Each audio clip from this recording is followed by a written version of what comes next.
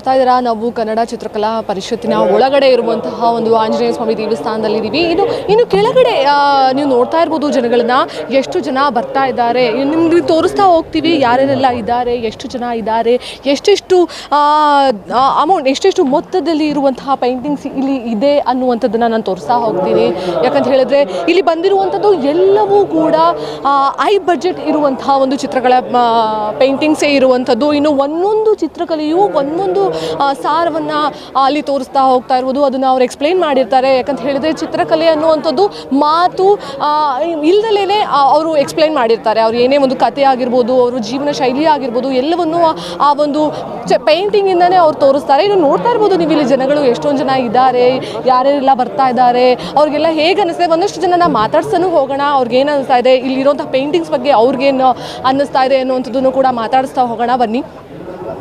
ನೋಡ್ತಾ ಇರ್ಬೋದು ಇವಾಗ ಒಳಗಡೆನೇ ಇರುವಂಥದ್ದು. ನಾವು ಇಲ್ಲಿ ಇರುವಂತಹ ಎಲ್ಲ ಪೇಂಟಿಂಗ್ಸ್ಗಳು ಒಂದೊಂದು ರೀತಿಯ ಒಂದು ಕಲೆಯನ್ನು, ಒಂದೊಂದು ರೀತಿಯ ವೈಶಿಷ್ಟ್ಯತೆಯನ್ನು, ಒಂದೊಂದು ರೀತಿಯ ಸಾಹಿತ್ಯವನ್ನು ಹೇಳ್ತಾ ಇರುವಂಥದ್ದು.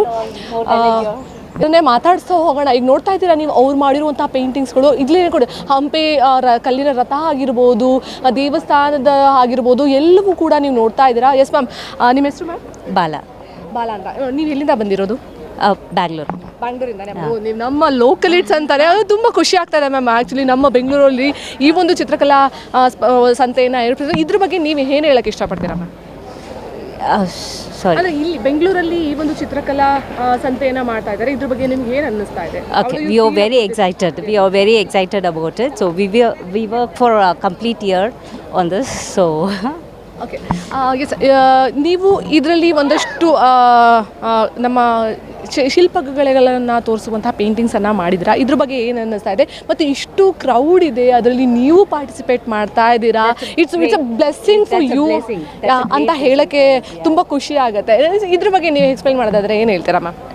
we are working for a complete year for this, and we are so happy if we get a stall and we can display it and all.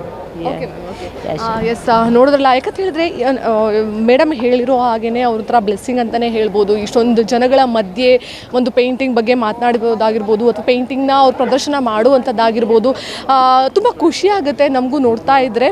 S, ಇನ್ನೊಬ್ರನ್ನ ಮಾತಾಡಿಸ್ತಾ ಹೋಗೋಣ. ಹೇಗಿದೆ ಅವ್ರ ಪೇಂಟಿಂಗ್ಸ್ನ ನೋಡ್ತಾ ಇದ್ದರೆ ನಮಗೆ ಒಂಥರ ಆಕರ್ಷಣೆ ಆಗಿದೆ, ಅಂದರೆ ಮೋರ್ ಅಟ್ರಾಕ್ಟಿವ್ ಅಂತ ಹೇಳ್ಬೋದು. ಎಸ್ ಮ್ಯಾಮ್, ಮಾತಾಡ್ತೀರಾ? ಇವಾಗ ನಿಮ್ಮ ಪೇಂಟಿಂಗ್ ಬಗ್ಗೆ ಏನಾದರೂ ಹೇಳೋದಾದರೆ, how do you feel about this event, because you are presenting this? No, this is my first time here, so this is so exciting actually. So so much appreciation is there. Yes ma'am, most of your paintings is about natural. I like nature. I like nature. So ಹಾಗಾಗಿ ನೀವು ಏನಿಲ್ಲ, ಅವರ ಚಿತ್ರಕಲೆಗಳನ್ನ ನಾವು ನೋಡ್ತಾ ಇರ್ಬೋದು. ಎಲ್ಲವೂ ಕೂಡ ನೈಸರ್ಗಿಕಕ್ಕೆ ಸಂಬಂಧಪಟ್ಟಂತೆ ಇದೆ. ಇನ್ನು ಬನ್ನಿ ಮುಂದೆ ಹೋಗ್ತಾ ನೋಡೋಣ ಯಾವೆಲ್ಲ ವಿಶಿಷ್ಟವಾಗಿರುವಂತಹ ಒಂದು ಚಿತ್ರಕಲೆಗಳು ಬಂದಿರುವಂಥದ್ದು ಅಂತ ನೋಡ್ತಾ ಇದ್ದೀರಾ. ಇಲ್ಲಿ ಎಸ್, ಹೊಸದಾಗಿ ಬಂದಿರುತ್ತೆ. ಎಲ್ಲವೂ ಕೂಡ ಚಿಕ್ಕ ಹಾಳೆಯಲ್ಲಿ ಒಂದು ಜೀವನವನ್ನೇ ತೋರಿಸಿರುವಂಥ ಕೆಲಸವನ್ನು ಅವರು ಮಾಡಿದ್ದಾರೆ. ಸರ್, ನಾ ಮಾತಾಡ್ತಾ ಹೋಗೋಣ. ಸರ್, ನಮಸ್ತೆ. Madam.